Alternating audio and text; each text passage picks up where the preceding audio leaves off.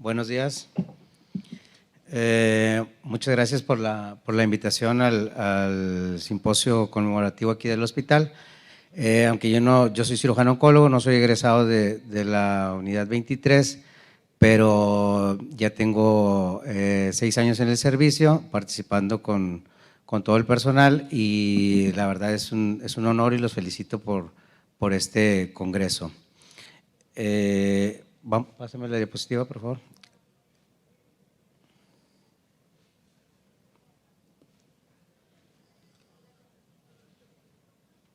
No corre.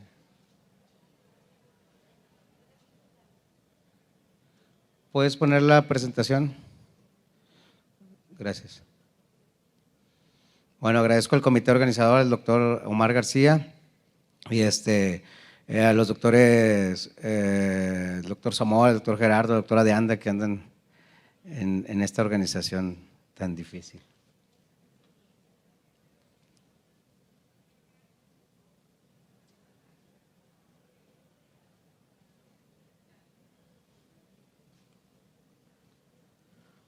Bueno, la presentación, vamos a presentar más algunos datos de lo que manejamos ahí en la unidad. El doctor Manuel González Gerones, hasta el día de ayer, era el jefe de servicio de oncología de la UMA 23. Sin embargo, deja el cargo el día de hoy, ya que fue nombrado director del Hospital del Iste de aquí de Monterrey.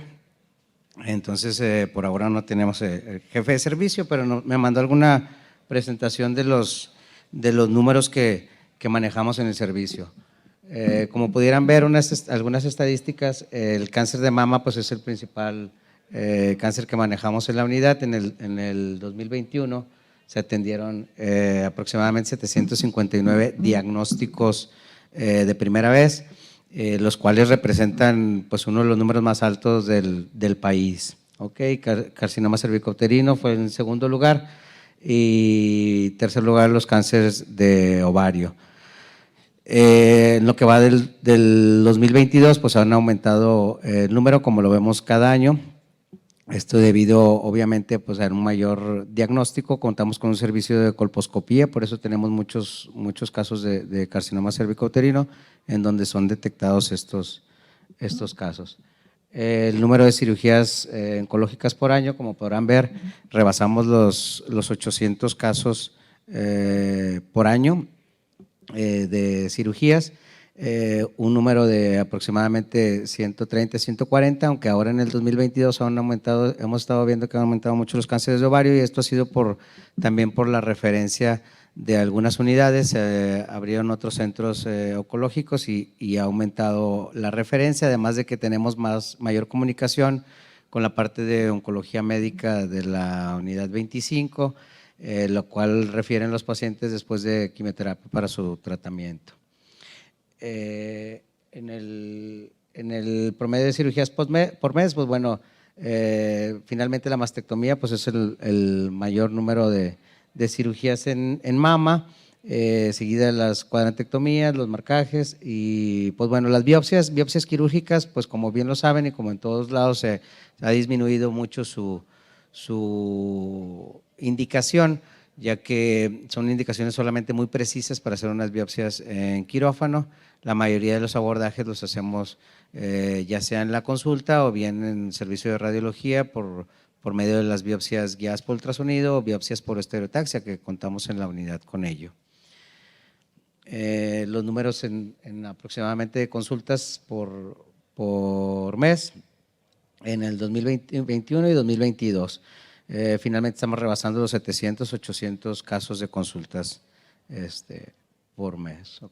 Vamos a iniciar el módulo de oncología. Para ello quiero presentar en la primera plática el tema es el tratamiento quirúrgico actual de cáncer cervicouterino. Nos apoya la doctora Magali Denise Peña Arriaga. Ella es médico por la Universidad Autónoma de Nuevo León. Ella hizo su especialidad en la UMA 23, avalado por la Universidad de Monterrey, es subespecialista en ginecología oncológica del Centro Médico Siglo XXI.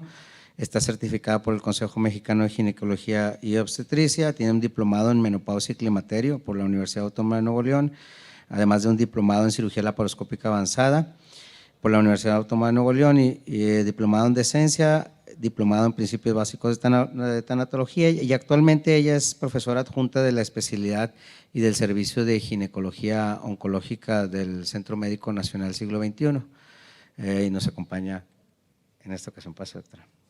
Gracias. Por allá, por allá.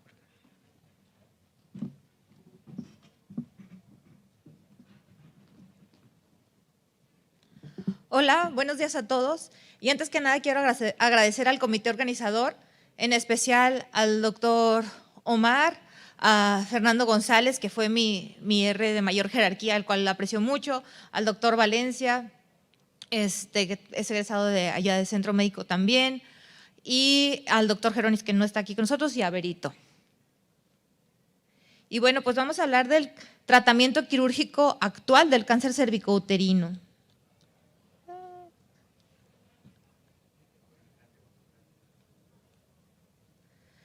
Y bueno, actualmente el cáncer cervicouterino aún representa un problema de salud a nivel mundial.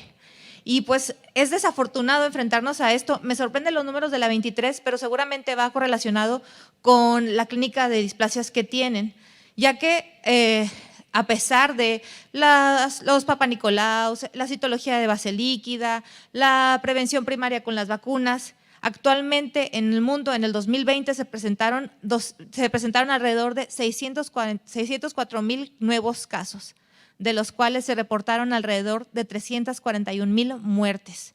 Esto, como ustedes pueden ver en la imagen, se desarrolla principalmente en países subdesarrollados.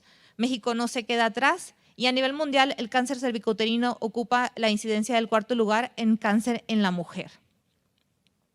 Y bueno, ahondando un poquito en nuestros números a nivel nacional, en el 2020 el cáncer cervicouterino tuvo una incidencia de 9,000 casos y de estos 9,000 casos se reportaron alrededor de 4,300 muertes. Quiere decir que las pacientes que estamos diagnosticando, además las estamos diagnosticando en etapas avanzadas, muchas veces fuera de tratamiento. Y bueno, para empezar, ¿dónde estamos ahorita? ¿Cuáles son los últimos cambios que ha habido? La última etapificación o la última clasificación dada por la FIGO fue en 2018 y esta clasificación tuvo varias modificaciones sustanciales en comparación con la que teníamos en 2009. Una de estas y la más importante es la subdivisión de la etapa clínica 1B1. Como recordarán, la etapa clínica 1B1 eran tumores confinados al cérvix y principalmente eran de tumores macroscópicos menores a 4 centímetros y 1B2 mayores a 4 centímetros. Esto era hasta el 2018, en donde se encontró que debía haber un corte antes de esto de 2 centímetros, ya que a estas pacientes se les podía ofertar tratamientos diferentes, como veremos más adelante. Entonces, en la actualidad, la etapificación del cáncer cervicouterino se divide en una etapa temprana, que es 1A, 1B1 menos de 2 centímetros, 1B2 de 2 hasta 4 centímetros y 1B3 más de 4 centímetros. Asimismo, en el 2018, la FIGO se integró un poco más al TNM y toma en cuenta las metástasis ganglionares, representando así los ganglios pélvicos positivos como una etapa clínica, como una etapa 13-1 y los ganglios paraórticos positivos como una etapa 13-2.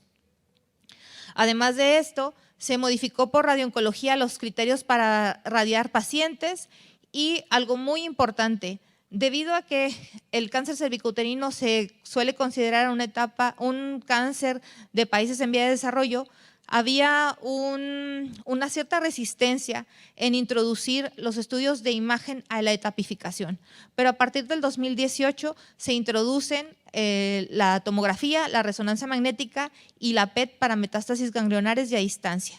¿Y esto en qué nos ayuda? Anteriormente la etapificación era clínica E incluso muchas de las pacientes pues entraban a una cirugía solamente con un ultrasonido. Hoy por hoy pues es básico que tengamos una tomografía. Si desde una tomografía preoperatoria estamos viendo que la paciente tiene una actividad ganglionaria importante, sabemos que no tiene sentido, independientemente de que el tumor sea resecable, llevarla a quirófano. Otro de los cambios muy importantes que se presentaron en 2018 por la FIGO es que ya no se toma en cuenta el diámetro horizontal de la etapa clínica 1A, únicamente se toma en cuenta la profundidad de invasión y esta está subdividida en 1A1, menos de 3 milímetros, y 1A2, más de 3 a 5 milímetros. Y bueno, pues antes de operar, lo más importante es el abordaje inicial. ¿Cómo vamos a tratar a estas pacientes? ¿Cómo vamos a diagnosticarlas para planear nuestro manejo? Es muy importante tener la historia clínica completa. Primero que nada tenemos que pedir estudios de laboratorio, ya sean con biometría, tiempos de coagulación. Es muy importante la química sanguínea porque desde aquí podemos detectar cuando una paciente tiene afección ureteral y empieza a presentar falla renal. Es importante también, indispensable, las pruebas de funcionamiento hepático y aunque es rara las metástasis, la diseminación hematógena puede tener también metástasis hepáticas. Se debe de complementar con estudios de imagen. Toda paciente con cáncer cervicuterino debería tener por lo menos preoperatoriamente una tomografía, si la creatinina lo permite, con contraste venoso. Asimismo, las guías de la NCCN del 2022 indican que toda paciente que tiene un cáncer cervicuterino con una etapa igual o mayor 1B3, que es un tumor confinado al cérvix de más de 4 centímetros, debe de contar con una cistoscopía y una colonoscopía para descartar la afección a vejiga y a colon. Debemos de platicar con la paciente y tratar de identificar los factores de riesgo. Y uno de los más importantes, como todos sabemos, pues es el tabaquismo.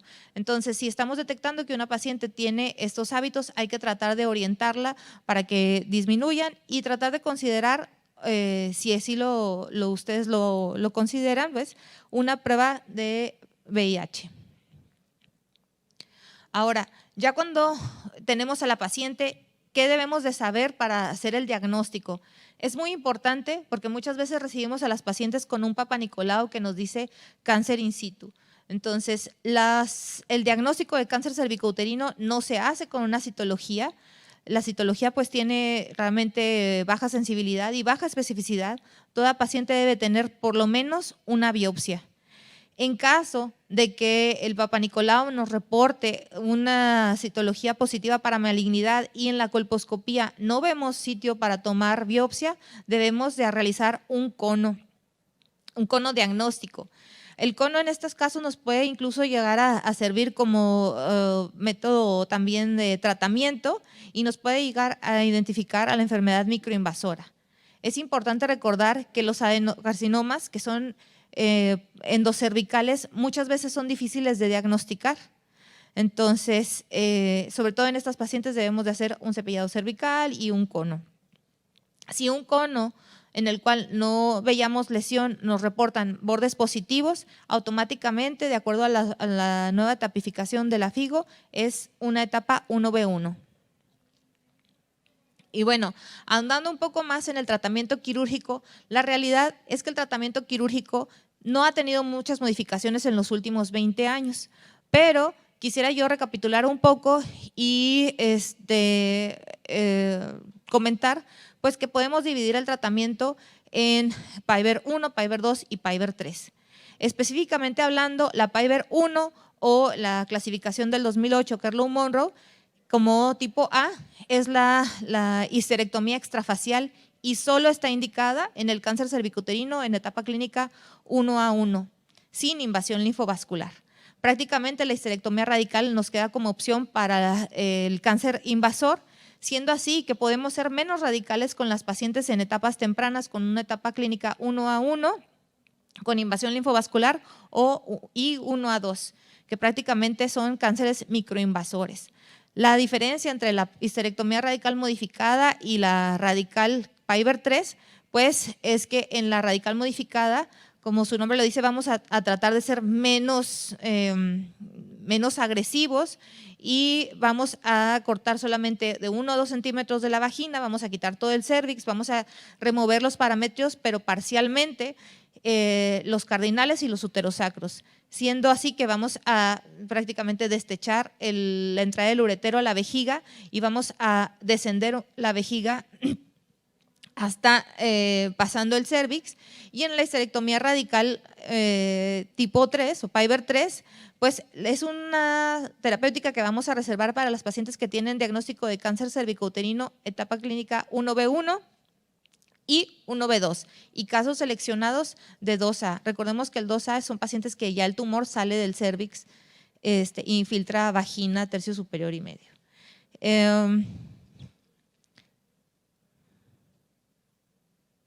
Y bueno, a la derecha podemos ver un esquema. Es importante comentarles, para que nosotros podamos realizar una histerectomía radical, en realidad es muy diferente de una histerectomía Piver 1. Prácticamente, ¿tiene para señalar? No. Bueno, prácticamente tenemos que lateralizar todo el uretero con mucho cuidado para no esqueletizarlo porque puede perder irrigación. Entonces, en ese sentido, el poder lateralizar hasta la pared lateral el uretero es lo que nos va a permitir poder remover todo el parametrio. Y bueno, quiero comentar pues que es muy importante que solamente estas etapas son las que se deben de llevar a una cirugía.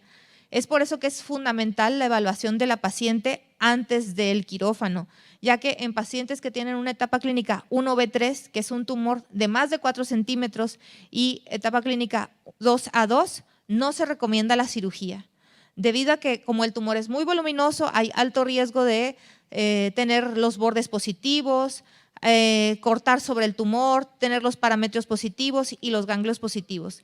Y estos son factores de mal pronóstico, lo que van a llevar a la paciente a que además de una cirugía radical y que causa morbilidad, deban recibir radioterapia y quimioterapia. Y en este caso, ahora sí que menos es más. Se ha demostrado que las pacientes que llevan 2 tratamientos radicales en realidad tienen un efecto negativo en la sobrevida global y un aumento de la morbilidad. Y bueno, y es que una histerectomía radical no es una cirugía pues sencilla, es una cirugía que tiene mucho riesgo de morbilidad, incluso posquirúrgica. Y con aras de disminuir la morbilidad, en realidad los oncólogos no nos quedamos atrás y en algún tiempo el tratamiento de la histerectomía radical, hace aproximadamente unos 5 años, era preferible, con base a estudios retrospectivos, hacerlo por laparoscopía. Sin embargo, un grupo multidisciplinario internacional en varios centros decidió probar si hacer la histerectomía radical por laparoscopía era un tratamiento no inferior a hacerla abierta. Este estudio es muy famoso, en realidad fue un estudio que rompió paradigmas, que se publicó en el 2018, mejor conocido como ELAC. Fue un estudio prospectivo y fase 3 aleatorizado. En estas pacientes se realizó Piver 2 y Piver 3 y el objetivo, como lo mencioné, era mostrar todos los beneficios que todos conocemos de la cirugía de mínima invasión, como son menor sangrado, menor estancia intrahospitalaria, mayor recuperación más rápidamente. Se realizó en pacientes con etapas clínicas 1A1 con invasión linfovascular a 1B1. Todos los cirujanos que participaron en este estudio, de hecho participó el INCAN, de donde viene la doctora Patti, enviaron sus videos para probar sus habilidades quirúrgicas en la laparoscopía. Podemos ver que en realidad ahí en la tabla 1 tenemos los 2 grupos de pacientes, eran pacientes de alrededor de 46 años, un índice de masa corporal muy aceptable de 26, la mayoría, como la literatura lo dice, epidermoide, con buen estado funcional. De un inicio, la realidad es que no se veía diferencia entre uno y otro tratamiento. De hecho, las complicaciones intraoperatorias en la cirugía de mínima invasión iban de un 11% versus un 10% en la cirugía abierta. Y las complicaciones a 6 semanas en realidad eran iguales, ya sea por cirugía de mínima invasión, que era laparoscopía o robot, y versus la cirugía abierta. Sin embargo, Desafortunadamente, en junio del 2017, este estudio se tuvo que cerrar antes de tiempo. En ese momento llevaban 631 pacientes de las 740 que ellos deseaban llegar para cumplir la N. ¿Y por qué se cerró? Porque empezaron a darse cuenta que las pacientes que eran operadas con mínima invasión tenían mayor porcentaje de recurrencia y de mortalidad. Y como les voy a mostrar en las imágenes que siguen, pues era realmente un problema muy importante. En ese tiempo recurrieron 34 pacientes, de las cuales 27 pacientes habían sido sometidas a cirugía por mínima invasión y 7 por cirugía abierta. La mayoría de la recurrencia fue a la cúpula vaginal, aunque también tenían metástasis peritoneales. En este tiempo se había calculado un periodo libre de enfermedad de 4.5 años, en los cuales el periodo libre de enfermedad en las pacientes con mínima invasión fue de 87% y las pacientes sometidas a cirugía abierta fue de 97%. Entonces, básicamente es un 10% de diferencia entre una y otra. En la tabla que está aquí al lado podemos ver cómo se separan las curvas. Y bueno, la mayoría de las pacientes tenían recurrencia locorregional. Si comparábamos los grupos, eran 4 del grupo de las pacientes que fueron sometidas a cirugía abierta versus 18 de las pacientes que fueron cirugías laparoscópicas o por robot. Esto lo denominaba un hazard ratio de 4.6 y la mortalidad tenía un hazard ratio de 6.5%. Entonces, por tal motivo, a partir del 2018 ya no está indicado realizar una histerectomía laparoscópica o por robot con diagnóstico de cáncer cervicouterino. Evidentemente, por todos los beneficios de la laparoscopía, pues muchas personas todavía siguen resistentes al cambio y se han intentado hacer estudios. En realidad, hay teorías de por qué esto pudiese pasar. Una de ellas es por el neumoperitoneo, pero en realidad eso no se traspola a otro tipo de cánceres, ni el gástrico, ni el colon, ni endometrio.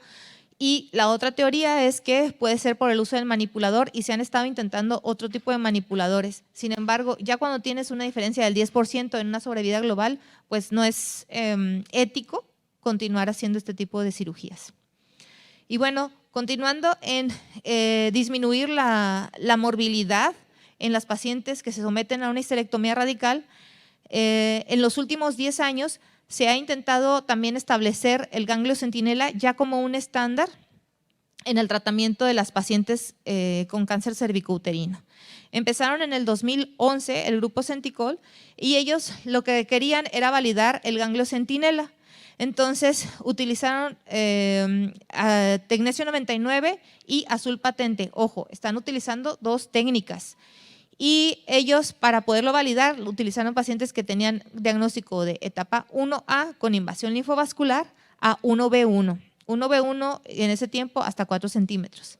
Ellos inyectaron el radiotrazador, inyectaron el azul patente y extrajeron el ganglio centinela y asimismo extrajeron después el resto de los ganglios, es decir, hicieron una linfadenectomía pélvica o, como se les dice en los artículos, ganglios no centinela, demostrando que podían tener una sensibilidad de hasta el 92% y una especificidad del 98%.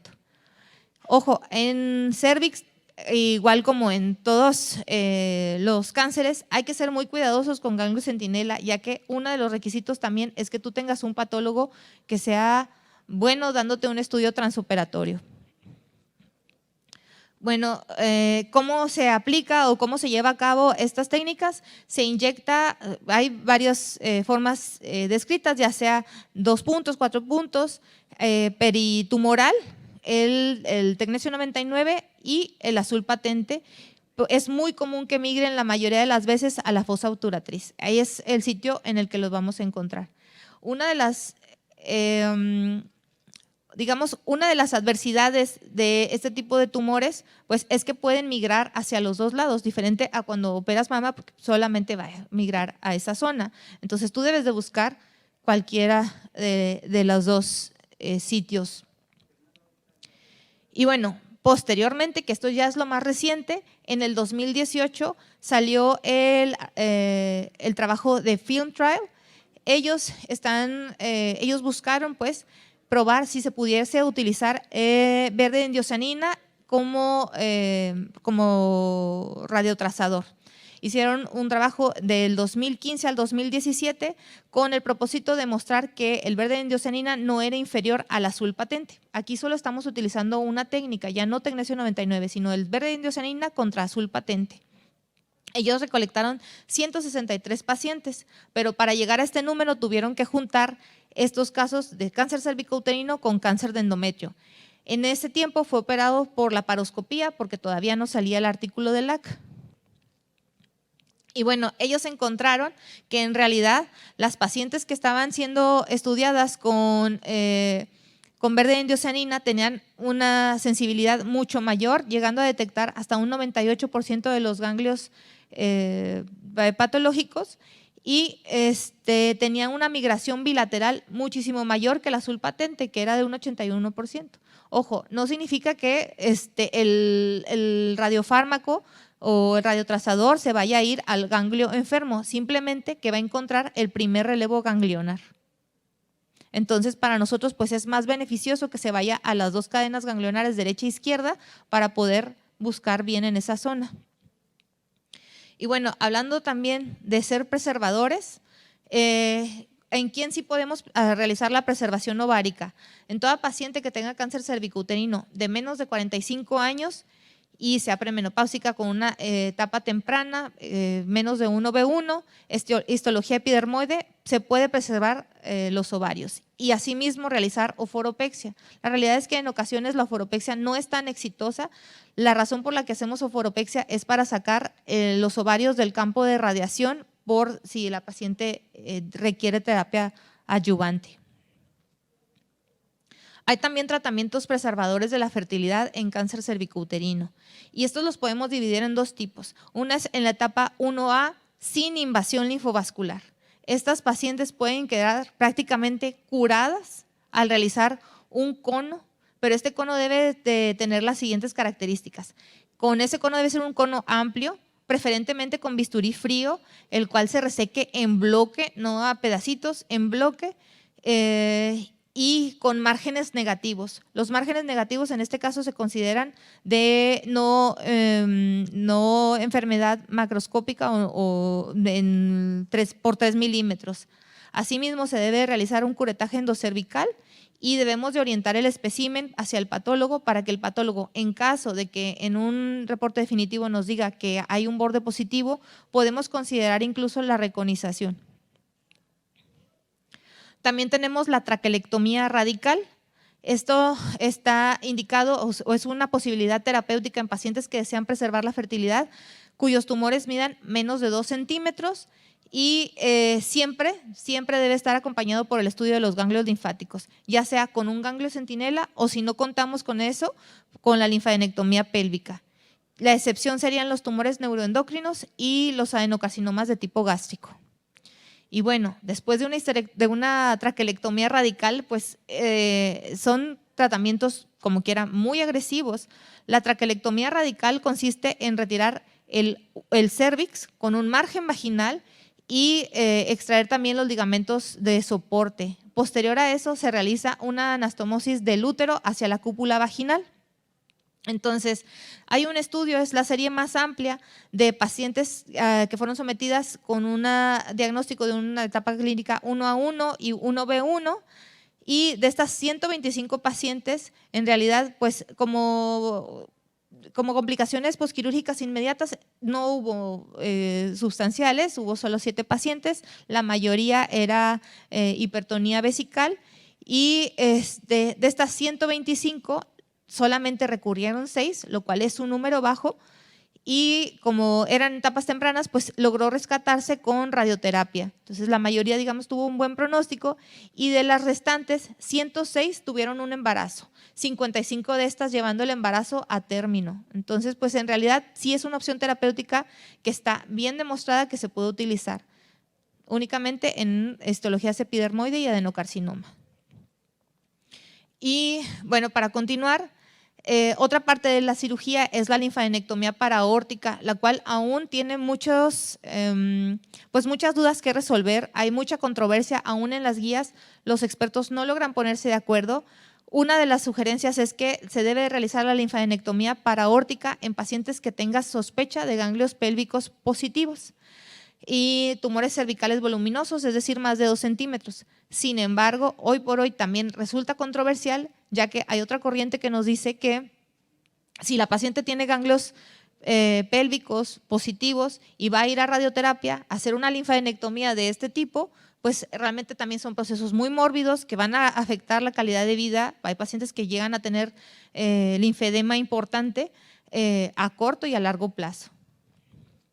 Y bueno, ya que terminamos de operar a nuestra paciente, quisiera yo compartir las siguientes diapositivas porque es muy importante tener en cuenta qué es lo que vamos a hacer con el reporte histopatológico. Debemos de hablar con nuestro patólogo para que nos diga cuál era el tamaño del tumor, la localización del tumor, el estirpe histológico, el grado, los márgenes, la invasión al estroma, invasión linfovascular, el número de ganglios disecados y cuántos de estos fueron positivos, así como si hay afección a la vagina, parametrios y, aunque es raro, a ovarios. ¿Y esto para qué nos va a servir? Bueno, toda paciente posoperada de un cáncer cervicouterino temprano, con estos factores pronóstico, nosotros vamos a decidir si la paciente es candidata a radioterapia adyuvante. Estos son los criterios de SEDLIS, que son los criterios de riesgo intermedio, en los cuales se toma en cuenta la invasión al estroma, que no sea mayor a la tercera parte. Esto fue un cambio de la FIGO también 218, la invasión linfovascular o tumores de más de 4 centímetros. Esos son los de riesgo intermedio y tenemos los criterios de alto riesgo ¿de qué? De recurrencia. Entonces, estas pacientes tienen que ser sometidas a un tratamiento con quimioterapia y radioterapia. ¿Y cuáles son estas? Márgenes positivos, parametrios positivos y ganglios positivos. Y aquí quiero hacer una pausa. ¿Por qué? Porque todo va, digamos, aunado, ¿no?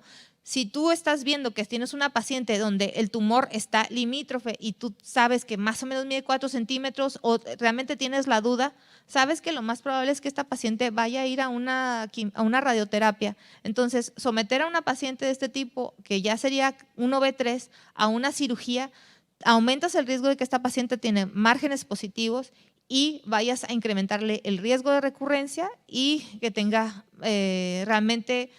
No hay tratamiento adyuvante que supla una mala cirugía. Eso es lo más importante.